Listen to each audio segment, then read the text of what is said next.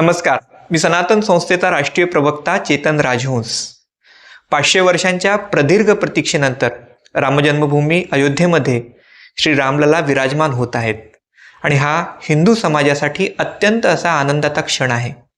आणि या निमित्तानेच 15 जानेवारी ते 22 जानेवारी या कालावधीमध्ये सनातन संस्थेने समविचारी संस्थांच्या सहाय्याने श्री राम नाम संकीर्तन अभियान आयोजित केलं आहे।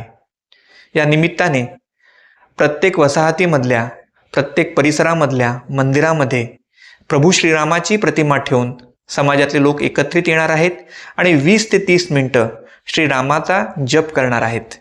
या निमित्ताने श्रीरामाचं गुणगौरव केला जाणार आहे।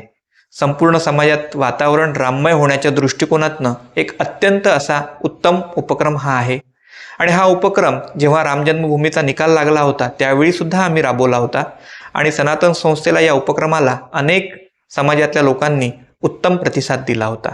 म्हणूनच या निमित्ताने मी आपल्या सगळ्यांना आवाहन करणार आहे की आपण या उपक्रमात सहभागी व्हा। श्री राम नाम संकीर्तन अभियानामध्ये रामाचा जप केला जाईल आणि सर्वात शेवटी प्रार्थना केली जाईल। सामूहिक प्रार्थना असेल की त्यात हे श्रीरामाला आवाहन केलं जाईल की आता राम मंदिर बनलंय तर रामराज्यासाठी आम्हा सगळ्यांना बळ दे। आणि याच निमित्ताने 22 तारखेला ज्या दिवशी प्रभू श्रीरामांच्या मूर्तीचं प्रतिष्ठापना होत आहे त्यानिमित्ताने आपल्याकडे घरोघरी दिवाळी साजरी केली जावी असं आवाहन सनातन संस्था करत आहे।